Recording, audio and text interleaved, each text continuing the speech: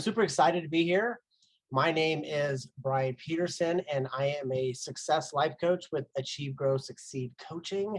And I want to welcome you on behalf of the Life Coach University and their Pay It Forward platform, where coaches from around the world have gathered to coach millions more. Literally, there's coaches from around the world. It's so exciting. We don't care how you help pay it forward. We just want you to join us in creating the biggest ripple effect of gift giving the world has ever seen. And it all starts with each one of us in our own communities. So we don't care how you do it. You could use this training that you get in the presentation today and pay it forward to yourself and expand yourself. You could share Life Coach University with somebody. You could teach what you learn here. That is the fastest way to learn. You could buy somebody a meal, give somebody a hug. My favorite, just make somebody laugh. We don't care, just as long as you join us in making this the type of world that we want to live in, which in my opinion is one filled with more joy, peace, love, and meaningful connection. So that being said, I just want to honor you and thank you for being here. You're amazing, whether you're with me live right now, yay, or if you're joining us later, you are amazing. The fact that you decided to invest in yourself and show up for yourself is just so amazing. And I just want to honor you for that. So thank you. So let's go ahead and dive right in. My name is Bryan Peterson, and I am a success mindset coach with Achieve, Grow, Succeed Coaching. And today's topic of discussion is exercising your mental muscles, how to evaluate failure to achieve success.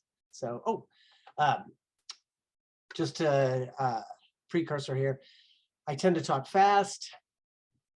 I wander, I get sidetracked, I do all kinds of things. So if any point during this you have a question that you want answered, or you have a thought or anything like that, I want you, there's a Q&A box in there, just post it on there. It's anonymous.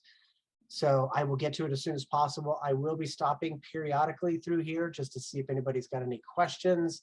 And I want you to, as we go through this, I want you to have a goal in mind that you've been working on, that maybe you're struggling at, that you haven't achieved, that really matters to you, something that is really frustrating you that you want to achieve. And I want you to think about the process that we're going through here as we discuss this, because it's going to help you get past that barrier that you just can't seem to get past. And also at the same time, if you have any questions about that, once again, just put them in the Q&A box. So here we go, exercising your mental muscles. The reason why I call it mental muscles is through my history of personal development, I realized that there's more facets to being healthy than just being physically healthy. And the other side of it is being mentally fit. And so through my discoveries and my trials and tribulations, I've come across what I consider a set of mental muscles that we can evaluate. The mental muscles that we can exercise. And evaluation, to me, is one of the foundational mental muscles. It's the one that allows us, if done correctly, it allows us to expand, and allows us to grow, and allows us to reach that next level, which is all what we're trying to do. We just want to succeed. We just want to grow. So that being said, that's why I chose evaluation for today, and how to evaluate your failures to achieve success. It's just one of those things that needs to be done. They say that we need to learn from our failures. And so I'm going to show you how to do it here today. But before we even begin with the process, I want to talk, and I want to read you the definition of evaluate, because I looked it up and this was fascinating. This was funny to me. And I want you to notice the word that's being used in all of these. So the first one is to judge how good, useful, or successful something is, right? Yeah. When you evaluate something, you're making a judgment, one that most likely results from some degree of analysis. Yeah, we're analyzing something, right? And then here's the third one, to judge or determine the significance, worth, or quality of, like to assess, like to evaluate the results of the experiment. But in every single one of those was the word judge. And that's the biggest thing I'm going to teach you not to do in these evaluations. Yes, we're making a overall assessment of something, but I want to take the word judgment out of it, because as soon as we start judging something, that's going to just cloud. It brings our emotions into it. And we want to just have the facts. We just want to state all the stuff that's there. So I'm going to share I'm going to cover 4 different areas here today, and I'll be pausing after each one of the areas. Excuse me, hang on. Anyway, so 4 different areas. I'll be pausing after each one to allow you to ask questions. So if you have any questions, feel free to ask. The first area is, why is it important to evaluate? Because once we understand why something is important, it gives us a bigger reason to do it. And I really believe that evaluation is key to success. So that's going to be the first area. That's funny. I can hear my cat in the background. Oh, there she is. Too funny. The second area is what we can actually evaluate, the different things that we can actually evaluate. I know today we're talking about evaluating failure, but there's so many different things that we can evaluate. And I look at it like it is a mental muscle. And so just like you're going to exercise a bicep, there's different ways that we can exercise our ability to evaluate. I want to share. So that's section 2. Section 3 is the meat and potatoes, what we all probably came here for, and that's to evaluate, or how do we evaluate better? And then the final wrap-up section is just evaluations that either serve us or don't serve us, and that's going to be it. So does anybody have any questions or any thoughts that they want to share in the beginning here?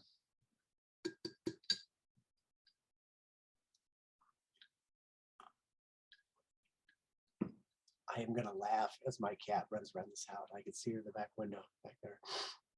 Okay, so let's jump right in. Why is it important to evaluate? There's all kinds of reasons, but I just want to center in on some of these key ideas here. It gives us intentional focus. It brings our focus in to exactly what we're wanting to achieve, as opposed to when we fail at something, the negative energy tends to come up. That negative chatter starts to come up, and the disappointment or the frustration kicks in. And that kind of energy drags our focus somewhere else. So when we do an evaluation, or we do a better evaluation, it brings our focus in the direction that we want to go, on the thing that we want to achieve, not on the things that we're doing wrong. We have a tendency to focus on all these things that we're doing wrong, which is part of the evaluation. But I think most people, that's what they do with evaluation, right? What's gone wrong, and let me fix it. So evaluations give you intentional focus. It lets you know, evaluations let you know what you could be doing when you think you've tried everything. This is one of my favorite ones. How many times have you said to yourself, that's it, I don't know what else to do, I've tried everything? If you do a better evaluation, it will actually give you those next steps. In fact, you will never, ever, ever again be caught with, I don't know what else to do, because the evaluation, literally, it's designed in this evaluation I'm going to share with you. It's designed in there to give you the next steps, no matter what. So it tells you what you can do. Not only does it help you keep focused on the direction to go, but it tells you the direction to go. Another way in which evaluations are important is it's a stepping stone. It's progress. So evaluations will tell you where you're at. It will tell you what you need to do to take a step up. And then the next one will tell you where you're at, and then what you need to do to take a step up. So it's literally helping you with your progress. You're always going to know what to do to get to the next level. We're never starting at the beginning. I can't tell you how many times I would sit there and do something and be like, oh, here I go again. God, I feel like, and I would say to myself, I feel like I'm starting this all over again. When you do better evaluations, and I'm saying better evaluations because there's tons of different ways that we can evaluate. What I'm going to share with you today is, I think, just a better way to evaluate. It's so simple too. But you're never going to be starting at the beginning. We're always taking steps up. So that's another reason why it's important. Another one is they're just simply filled with information. There's tons of information that we can analyze. If we only focus on what's going wrong, then that's the only information we're getting. And a lot of times that information is clouded by our judgment, but a good or a better evaluation is just filled with information. It tells you what's really going on because you're just stating the facts. It tells you why you didn't achieve the result. If you look into it enough, I'm chuckling, there she is. And even if you did achieve the result, it tells you how you achieved it, because you go back and you evaluate it, and then you know exactly how to repeat it again the next time. How many times have you gone to do something and you're like, God, I don't remember, how the hell did I achieve that? Well, this is going to help you learn how to do it. It will tell you the information on what's working. So most of the times, most people, when they fail, they don't give them credit. They don't give themselves credit for anything that worked. They just focus on what went wrong. So evaluations can tell you what's working. Another way in which evaluations are important is they reduce failure. They say that you need to learn from your mistakes so that you don't repeat them again in the future, right? History, we need to learn our history in order we don't repeat it and stuff. Well, doing evaluations better allows you, that is the learning from your mistakes. That's the actual learning. So it reduces failure. So those are some simple ways in which evaluations are important. And I want to share one last thing before we move to the next sections, is I want to give you a different idea. There's really no such thing as success or failure. And here's why. Because in every success, there's something that you could do a little bit differently, right? Like for me, I'm always exploring ways and opportunities to make something just a little bit better, or to make it go a little bit smoother. I've worked on my morning routine forever and constantly adapted. Do I meditate first? Do I exercise first? Do these things. And as I've transitioned through the years of my life and I'm in different areas, it's been wonderful because I just evaluate, is this morning routine really serving me? And so that's one of the things. Another thing that I've had success with, that I've evaluated, is doing these presentations and stuff. So I've been able to evaluate them, tweak them, and make them better. I get my drink ready way ahead of time, and then that way I'm not rushing over here. I've got everything open. I've got my document that I look at here with my reminders on it. I've got it all set up. So it just makes it better. They were great. To me, they were great in the beginning, but now they're even better. So in every success, there's something you could do differently. And in every failure, there's something that worked. Like, we just don't want to admit it, but if you do a good evaluation, you can find something that worked. So that's why I just wanted to share with you, kind of give you a new way of looking at success and failure. So I hope that helps. I'm going to pause because we're getting ready to go to the next section, what to evaluate. Does anybody have any questions? Remember, you can just put them in the Q&A box there. If you have an idea or a thought or anything like that, you can just share it. And remember to still be thinking about the thing that you want to evaluate, that you're struggling with, that some goal that really matters to you, because we're getting ready to get into how to evaluate. But right now, we're going to talk about what to evaluate. And I know the focus of this is how to evaluate failure to achieve success, but I want to tell you there's endless things that we can evaluate. I want to share some of those, because just like exercising, like I said, your bicep muscle, I want to give you different ways to exercise and do your evaluation muscle so that you can get better and better at these evaluations. But here's some of the things that you can evaluate. You can evaluate how your day went. You can evaluate how your week went, your month went, your year went. Businesses do it all the time. In fact, you can evaluate your business. How's your business going? If you're in school, you can evaluate all kinds of things, like evaluate your research process for doing your homework. Is that going well? Is your homework getting done in a way that's getting you good grades? And maybe you're researching, so you can evaluate that. You can evaluate all your routines, your daily school routines. What do you do before you go to class? What do you do at the end of the day? What's your recap look like? You can evaluate that. I see a lot of students that struggle and sometimes say, man, I just took way too many classes. So you can evaluate your mental capacity on your ability to take classes. So there's all kinds of things you can evaluate. If you're a parent, you can evaluate, what's your relationship like with your kids? How do you communicate with your kids? How much time do you spend with your kids? Evaluate your parenting skills. There's so many different things you can evaluate. My favorite one is that you can evaluate your beliefs. You can evaluate your thoughts. Like they literally, the thoughts are what's driving all of our behavior in the first place. So we can examine our thoughts. Like I used to think money was hard to make, and I started evaluating that. I'm like, that's just such a unserving thought for me to have. And so I could evaluate my thoughts, change my thoughts into something better. You can evaluate your life's circumstances. So you can take a wheel of life. If you don't know what a wheel of life is, just Google it. It's a circle that's got some pie shapes in it.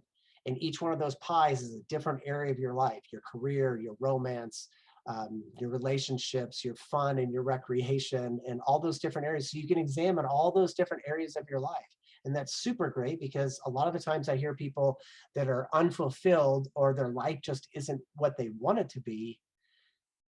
We do a wheel of life with them, and we can see the areas that they can expand themselves in, and the areas that they're not giving enough focus to, that they can evaluate and get better at. You can evaluate your time and money. We can always work on our time management, right? We can always work on our finances. You can evaluate how you made your breakfast this morning. I'm telling you, there's endless things. You can evaluate the way you brush your teeth. I started brushing my teeth with my left hand probably about a year and a half ago, because I wanted to program my mind to think different thoughts and to do different things. I'm really into the mind and the biology and stuff and how it works. And so I was constantly evaluating, why can't my muscle, it just feels weird doing it this way. You could evaluate this presentation I'm giving you. You could watch it again the next time and evaluate it. And please send me your feedback. That would be awesome. So you can see that the list is endless. There's just tons of things that we can evaluate. That's not necessarily a failure, just maybe just something that you want to improve in. So we're getting ready to get to the meat and potatoes. Does anybody have any questions?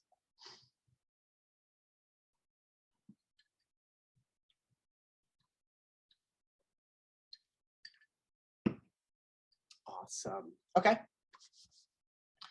So the third part is how do we evaluate? How do we do, what does a better evaluation look like?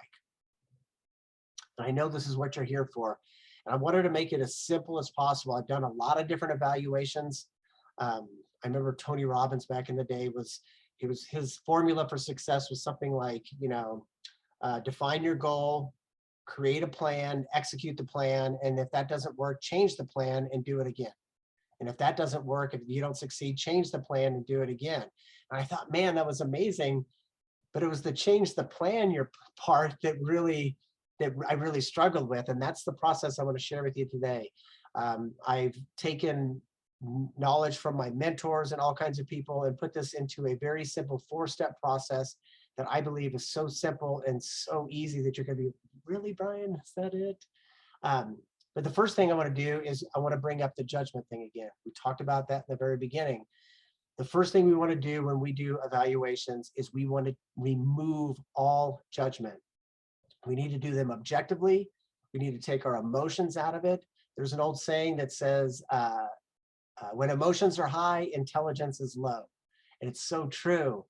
I recently read a book that said, it was like teamwork and something else, but it said their company does blameless evaluations. And I think that's great, because their teams can get together and do an evaluation of what went wrong and not blame anybody. And that way everybody's in a more trusting environment and they could share their ideas and stuff like that. So that's what we want to do. We want to take the judgment out of it. And that's why I thought it was so funny that judge was in almost all of their definitions. The next thing we want to do is everything that we do, all of our results, every one of our circumstances in life is just neutral. We're the ones that give a meaning. None of it has any meaning until we attach a meaning to it. If I only worked out twice this week, I could say, well, I hardly worked out this week. That's my judgment on it. I'm saying I hardly worked out, which is implying that I didn't work out enough. I'm the one that's judging that. Whereas I just worked out twice this week. So if we let our emotions come into play, it's going to cloud our ability to actually see solutions. It's going to take that box of solutions, it's going to shrink it down because we've got this negative mindset going on. So what we want to do when we do these evaluations is we just want to list the facts. And I'd like you to think of these facts as things that could be proven in a court of law. So if I were to take this magazine here, I could say this is a big magazine, but some people might think it's a small magazine. So that's not going to go in my evaluation. Now, if I could say this magazine is 12 inches tall, I don't know how tall it is, but I can measure that. And so that's what we're working on. We just want the facts in the situation. Anytime we try to embellish it or whatever, that's usually when the judgment comes in. And the next thing is we want to be clear and concise. If we're vague in our analysis or vague in what we're writing down, it can actually end up judging ourselves even more. And I'll give you the example is if I were to evaluate my health, and one of the things I said was I only worked out a little bit this month. Well, that's vague. Like what does a little bit this month mean? In fact, it's kind of got a negative context to it. Like I only worked out a little bit this month, you know, whereas I worked out 0 times this month. That's it. I worked out 0 times. There's no judgment in saying that. And so that's what I want to share. And now we're going to do step 1. So what is step 1? Step 1 is simply asking yourself and writing down what are all the things that went right, that I did right, that worked, that went well, and why. We always want to do what worked, what went well, what's working, what am I succeeding with? We always want to do this first because your brain is naturally going to want to go to what didn't work. Don't do it, because if we go into the what didn't work first, it's going to, like I said, it's going to cloud our vision on all the other possibilities. It will cloud your logical thinking. We want to focus on what goes well first. It's just more positive. And we also want to ask ourselves, why did it work? Because the why is important, because it's teaching you. This is where the learning about your mistakes comes into play. When you understand something, when you meaningfully understand something, it helps you retain it longer. This is, like I said, this is the part where you're learning about your mistakes. When you understand the why and the how of how something works, you can better then adapt it and change it to best suit you, right? Which is going to come in step 3 later on. So yeah, so that's important, why it's the why. Now there's 2 things that we want to include in our evaluations, and that's all of the actions and all of our thoughts. One of the things that I know a lot of people do not evaluate is their thinking. And I'm going to share with you here in a second why your thoughts are important. But when I first did my evaluations, it was all actions. What did I do? I'm evaluating my actions, right? Because actions create results. So we're going to do both. It doesn't really matter what order you do them in. Today, we're going to list all of the actions that worked first and why. And throughout the rest of this here, I'm going to use weight loss as an example, because I want to give you ideas of things and how to write them to make a better evaluation, one that is not so vague. So some examples of things that worked. Like I'm going to take somebody that is trying to exercise and lose weight, they're on a diet, and maybe they wrote that they removed all the snack food before they began the diet. And so that would be the first line, removed all the snack food from the house. And then they write, why is it important? And it prevented me from easily cheating in a moment, you know, it just wasn't there. I didn't have the chocolate to snack on. Another thing they might write would be, I shopped for all the ingredients ahead of time that were specific to the recipes of this diet. And then why that is important. Maybe it was well, I've got no excuses now because I've got all the food here. Another thing that they did, maybe that they could write, would be, I prepped all the meals ahead of time. And then the reason why this is important, it might be, well, once again, I had no excuses to cheat because I had all the food actually in front of me. And then that way, if I was too tired or I didn't feel like it, I've got the food there already. So that's another reason why it was important. Another thing that they might write would be, let's see, I exercised every day for 30 minutes after I got home from work. And the reason why that was important could be, well, as soon as I did it right when I got home, it made me feel better. It re-energized me for the day. And if I didn't do it right away, I wouldn't do it at all. So you get the idea of when you're writing down these things, just write down what you did and why it was important. And that's just going to give your brain an idea, man, I need to repeat this. I need to repeat this. This is working. This is working. And so the second thing we want to do is our list of thoughts that are working for us. These are thoughts that are serving us. And now the reason why thoughts are important is because our thoughts and our beliefs are the first thing, they're what's driving the behavioral loop. And the behavioral loop looks something like this in a nutshell. Our thoughts and our beliefs create an emotion in our bodies. And then that emotion drives us to take some sort of action. And then that action, of course, creates results. We know that creates results. But it really is the thought and the emotion behind that thought that's driving the action that gets us different results, right?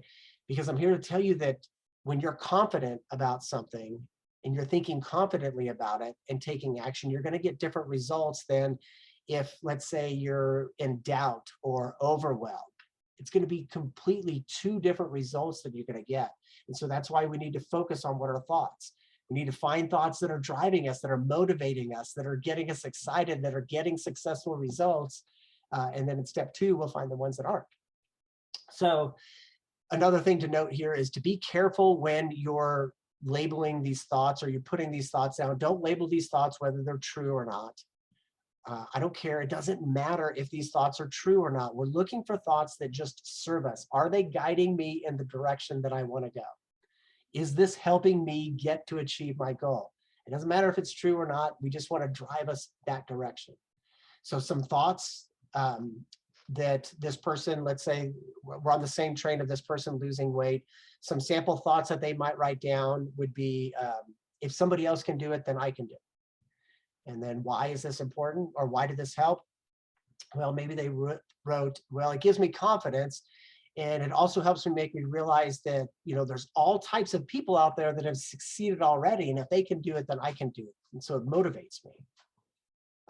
Another thought that they might write down, and I got this one from my wife, was nothing tastes as good as skinny feels.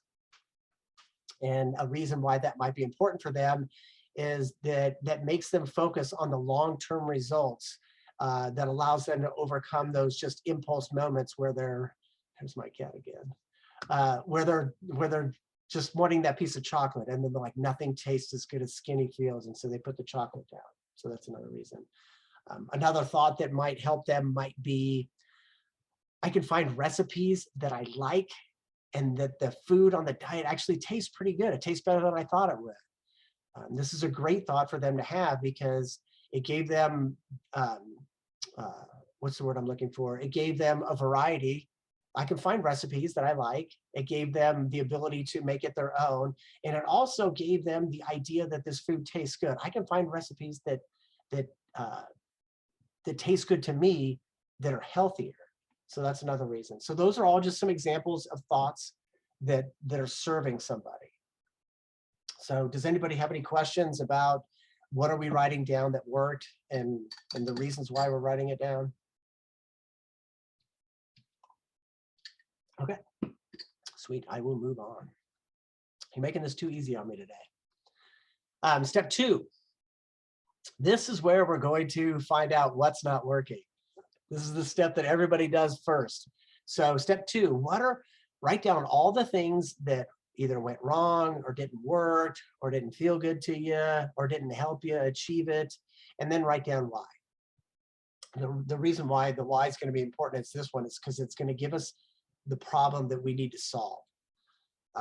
So here's where we get to write down all the things that we did that weren't working, right?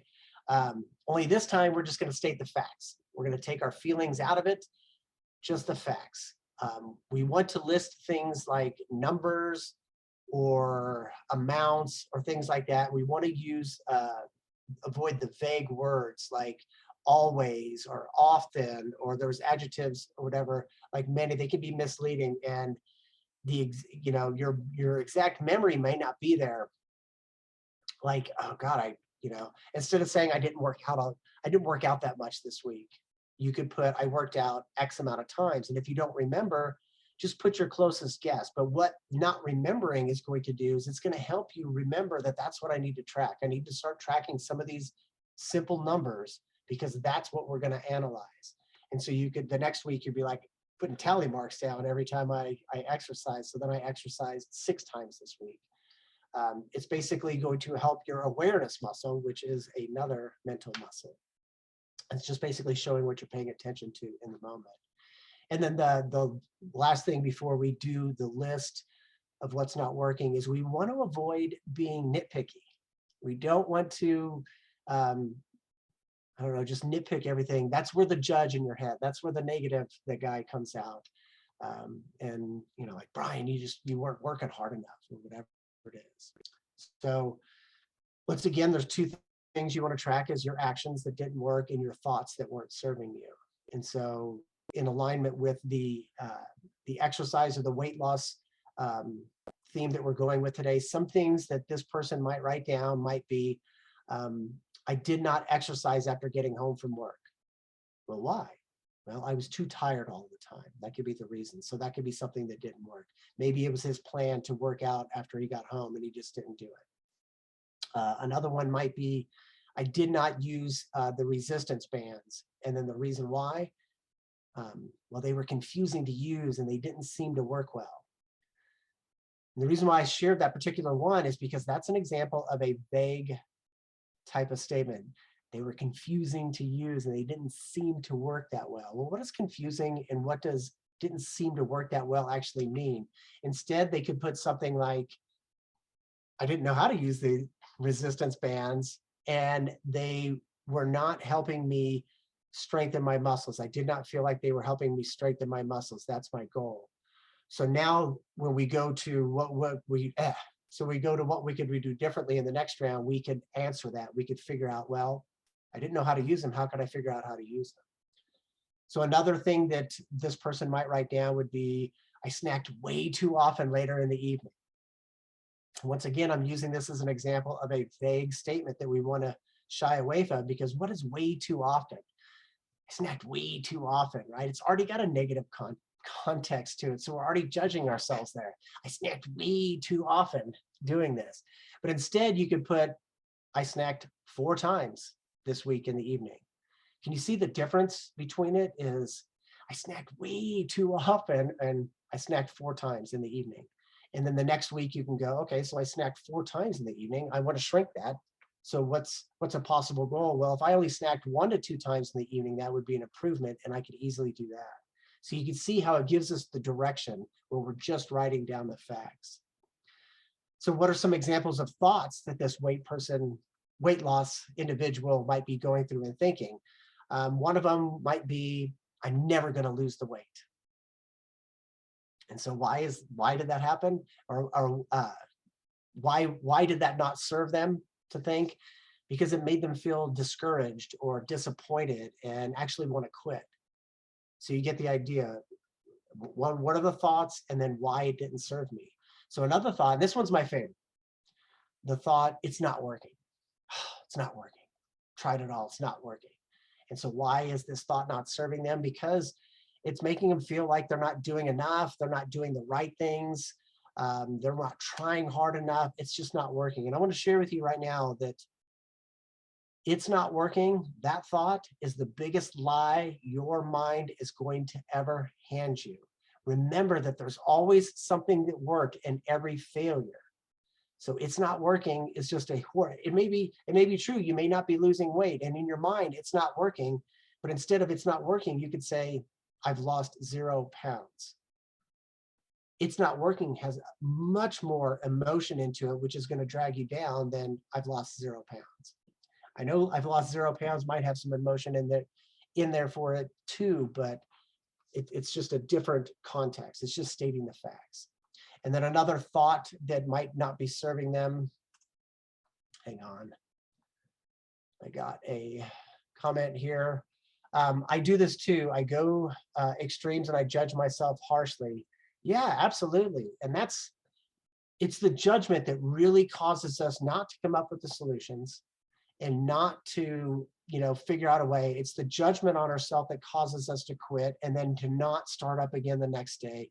They actually say that judging yourself, because we think, the harder I am on myself, the better the more I'm going to do or the better I'm going to try. And it's actually the reverse effect. They've done study after study that says the more you judge yourself, the less likely you're going to try again. In fact, it's when you're nicer to yourself and saying, look, Bryan, I know you didn't work out today, but that's okay. We're going to do it again tomorrow. You're much more likely to try. So thank you for sharing that. I appreciate that. So another thought that didn't serve this person trying to lose weight might be, this food sucks. And the reason why that thought doesn't serve them might be, well, it just makes me want to cheat, just makes me want to eat things that are not on the diet. So you can see how we're listing actions that aren't working, the reason why, and then we're listing thoughts that aren't serving and the reason why, and we're being really concise and really just stating the facts. We're not being vague about it, because this allows our mind, when we go into the solution phase, which is next, to actually come up with better solutions. So I'm going to pause really quick. Thank you once again for asking or sharing that with us. Does anybody have any questions or thoughts?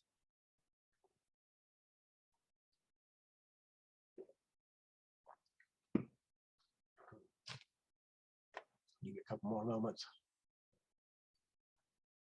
Can I just say, I knew my cat was going to run around.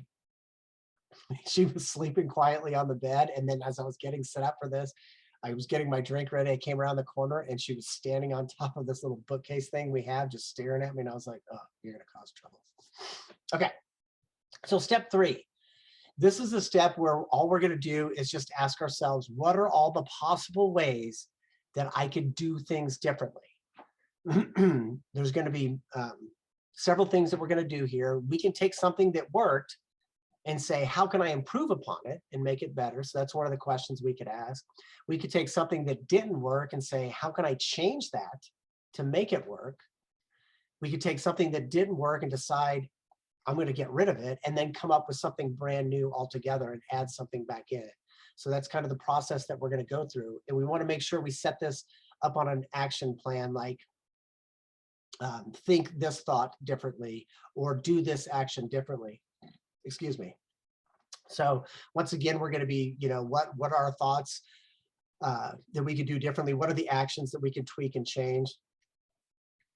Extremely important at this point, and this is going to come back to the judgment thing, is let yourself brainstorm.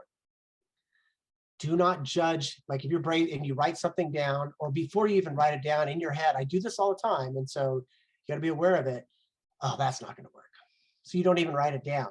Stop doing that, because you're just telling your brain, for one, you're telling yourself you're not good at coming up with ideas. 2, you're not allowing some of these crazy ideas. I'm telling you here right now, when I've been brainstorming sessions with people, somebody will say some sort of crazy idea and everybody will just chuckle, but that crazy idea might spark something new. And so do that. So yeah, I was late. What are steps 1 and 2? So there's going to be a replay of this, and that'll download. But steps 1 and 2, step 1, just to recap really quickly, and I'll recap at the end here too. Step 1 is we need to write down a list of all of our thoughts and actions that worked. What worked well for me, what went well, what helped me achieve success, and then write down why they worked. And then the second step was what are all the things, what are all my thoughts, and what are all my actions that didn't serve me and didn't work, and why? And so now we're on the third step, which is brainstorming new possibilities. So once again, be very concise here, avoid using those vague terms. And now I want to give you some examples of the process that I just told you, which is taking some things that worked and adding to them, taking some things that didn't work and changing them, and then just coming up with new ideas. And once again, following the example of the weight loss, some things that this person might do differently. So in addition to removing, let's say, in addition to removing all the snacks from the house that worked for them before, they could write a note and post notes all over the place for the rest of their family, so the rest of their family doesn't buy snacks. And why is this going to help them? Because they've already cleaned out their environment. So now they've got a clean environment, but it helps those snacks from sneaking back in.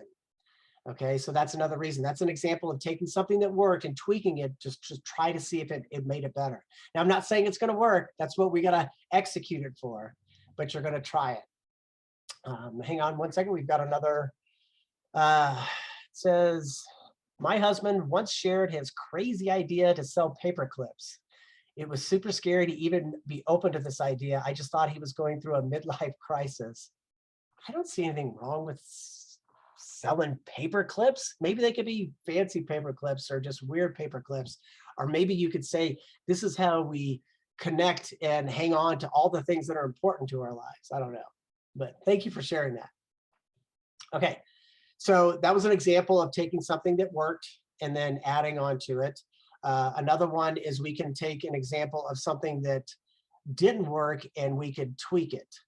So in one of the examples I gave before, it was the things that didn't work for him was I didn't work out when I got home. I didn't work out after I got home after work. I was too tired. And so what they could do differently is I will lay out my work clothes, my workout clothes, and I'll lay out the resistance bands. So I'll have them all sitting out there waiting for me. And why is this going to help them? Well, maybe it's part of it is they didn't feel like going and finding all this stuff and putting it together. So now they've got less of an excuse to stop. It's just all there ready for them. So they're going to try that. There's another one that where we said that I didn't use the resistance bands because they were too confusing. So now we're going to do something totally different. Now the next step might be, I'm going to watch 2 videos every day on how to use resistance bands so that they could get my muscles stronger, because in the statement I used before, he said that they said that they felt like it wasn't working for them.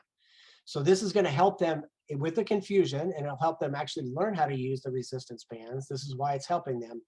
And then it will actually help them get their muscles stronger.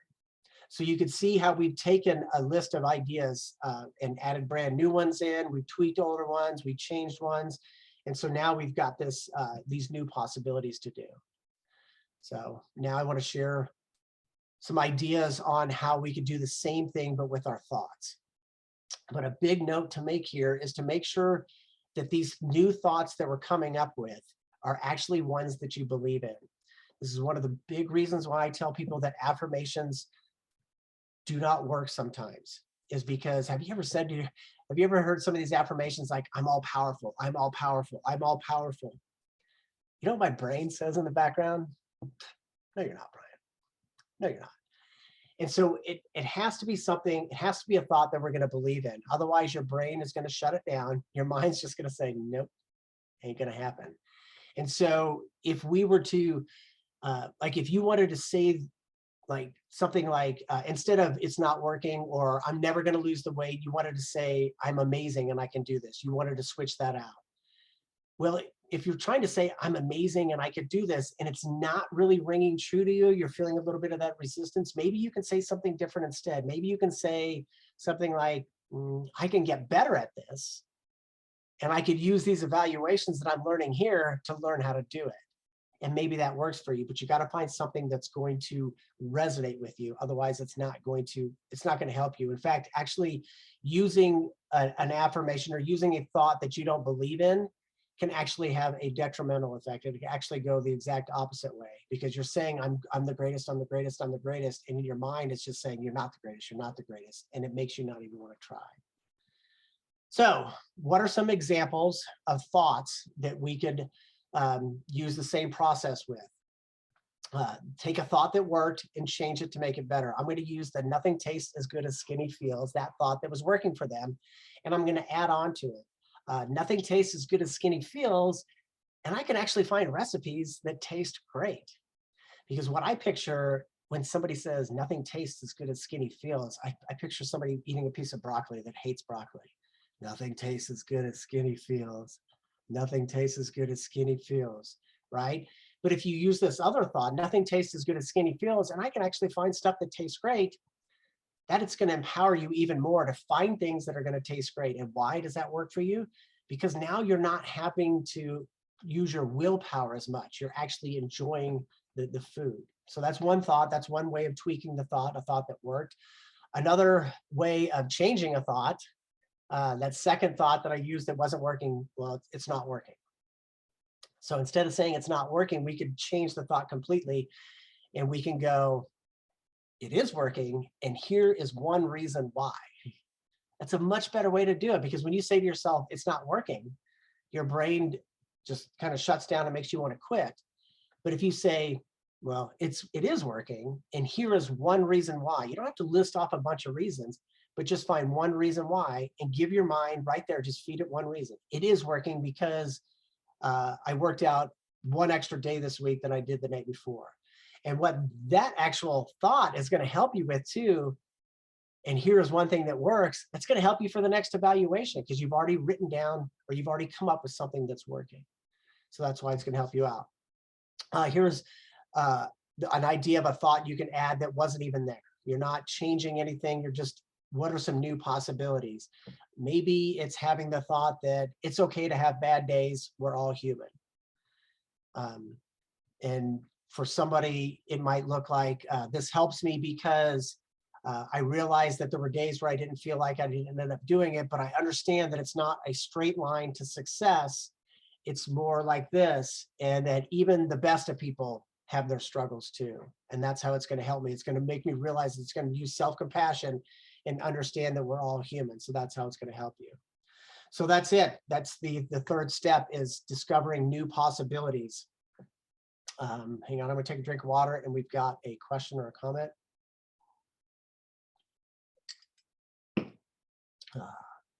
What time have we got? Okay, 15 minutes. What about when I don't have evidence for something? How do I start to make it come true? This is a great question. This is a great question.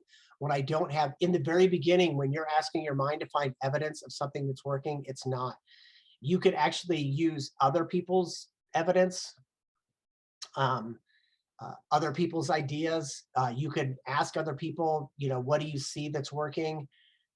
But the idea is like, and I'll give you an example. When I was trying to change my thoughts to believe that money wasn't hard, I wanted to use I'm a money magnet. And so I'm a money magnet. I would watch other people and I would say, look, that's how they can attract money. And so if they can do it, then I could do it. And so I would kind of steal their evidence for my own. That's one way of doing it. There's other ways. You've got to get creative.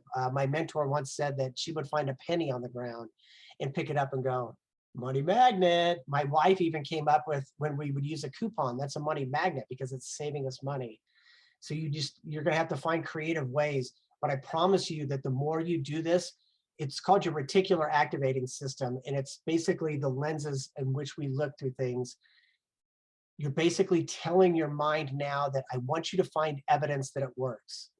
Your mind is usually trained to find evidence of it not working. And once you switch your focus to, hey, find stuff that's working, you'll start to find stuff, even if it's the littlest of stuff. But thank you. That was a great question. Appreciate that. So step 4, this is the part where everybody thinks I'm done. What went well? What did I do right? What was working? What didn't work and why? What can I do differently? Great, I'm done. No. We need to find out what the new plan of attack is, right? This is where the key step that most people missed. I learned a long time ago that you can't just evaluate and effectively change your results if you don't act upon it. It must be acted upon. So right now is what we want to do is we simply want to figure out the action plan. We want to take everything that worked. This is how simple it is. Everything that we would do differently, we're dropping out what didn't work. We are not going to even focus on that. Get it out of our mindset. And then we're going to take what worked and what would we do differently, and we're going to blend them together. And we're going to merge them together into a new plan. And that's it. That's your new plan. But when are we going to implement it? We've got to decide that. You need to decide. There's just several factors. What day, what time, where are you going to do it, with who? Decide on all of those things ahead of time. When you do all of these things, you are 80% more likely to follow through, and especially when you visualize it. I'm serious here. I want you to close your eyes, and I want you to visualize yourself getting frustrated and telling yourself it's not working.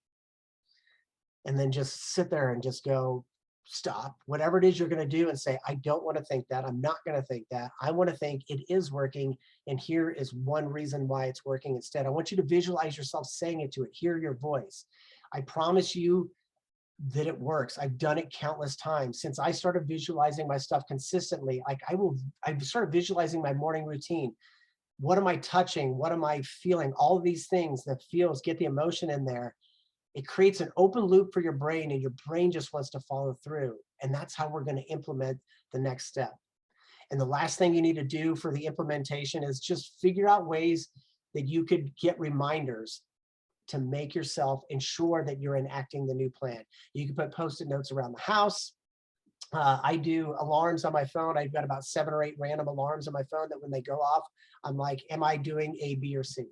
And I do that. Some of my clients that work in offices or whatever, they'll change their passwords to that. My dad used to, whenever we asked for something from school, we'd put it on a Post-it note on his thermos, and then he would take that and he would put the note on his steering wheel. And then when he would go out for lunch, it was right there on his steering wheel. So whatever ways that you can remind yourself, that's what we need to do. So that's simple. The 4th step is, this is the new action plan. Take what worked, what are we going to do differently, put them together, and then write a plan of action. I'm going to start on this day, this time, with who, at this spot, and visualize it, and you're going to get it done. So we're getting ready to wrap things up. Any questions? Any thoughts? And to that person that showed up late too, when you watch this again, I want you to take a goal or something that really matters to you that you've been struggling with and start to apply these things to it. It's really going to help you out. Okay.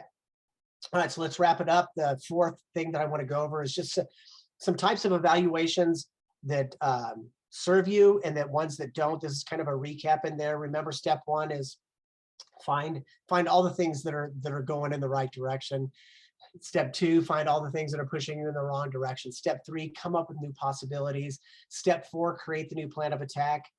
And then here's some evaluations that actually serve you.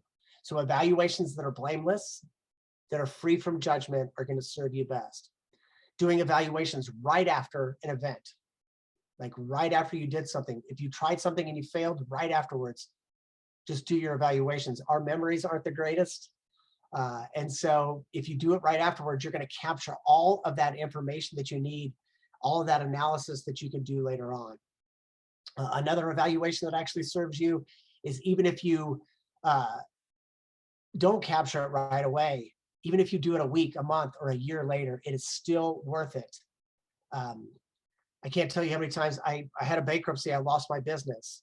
I've gone back several times as my evaluation abilities and my evaluation muscle has gotten stronger. I've gone back and reevaluated my bankruptcy and losing my business, losing my restaurant.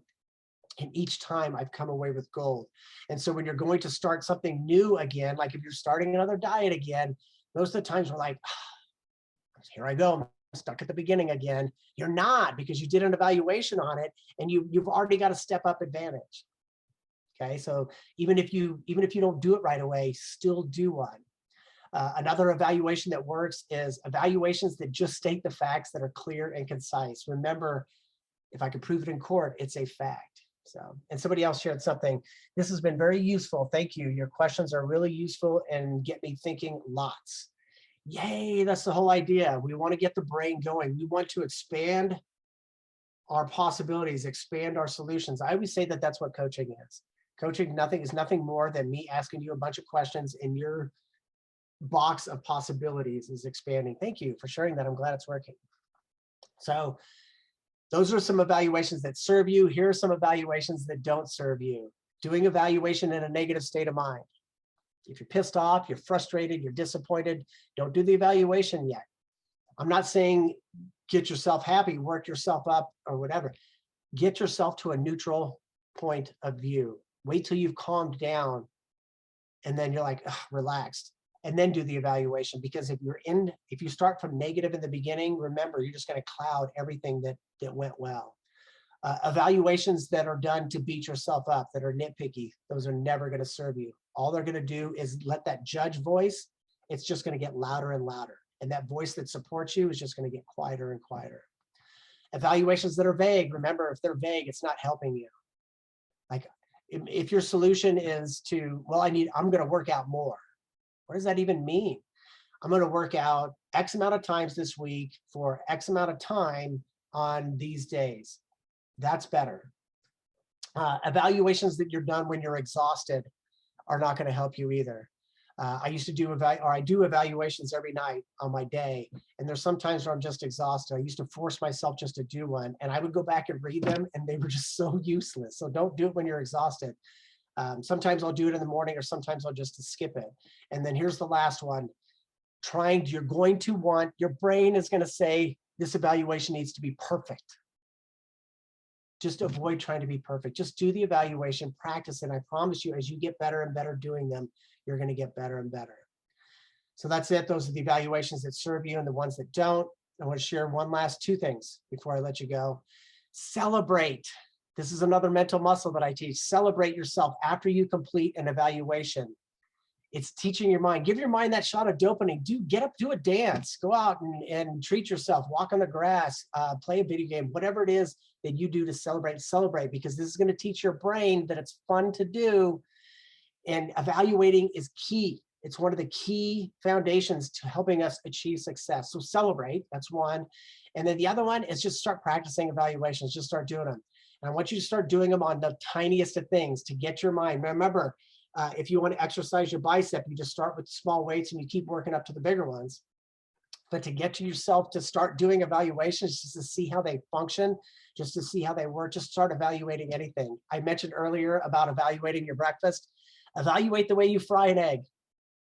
Just sit there and do it. Like, what are your thoughts when you're getting ready to flip that egg? Are you thinking, oh my God, that egg's going to break? Or are you thinking, I got this? It's the difference in that egg breaking and not, and how fast or what do you turn it. Like, you could say, I tried to raise it up and then it didn't work. Everything. There's so many fun things that you can evaluate. But that's it. That's all. Any questions before we go? We've got 2 or 3 minutes before I wrap this up.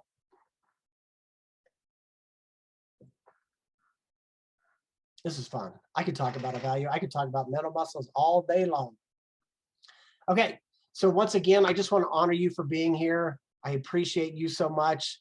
For those of you that showed up later on, you're amazing. I'm telling you right now, the best investment you can make is in yourself. The fact that you showed up here tells me something about you. You're amazing. Take evaluation, use it to achieve those goals that you're struggling with. And that's it. My name is Bryan Peterson again. I am a success coach, success mindset coach with Achieve, Grow, Succeed Coaching. If you want to get some more information about me, you can go to lifecoachuniversity.com and you'll find out where I'm at under all the coaches in there, and just click on there and you can get more information about me.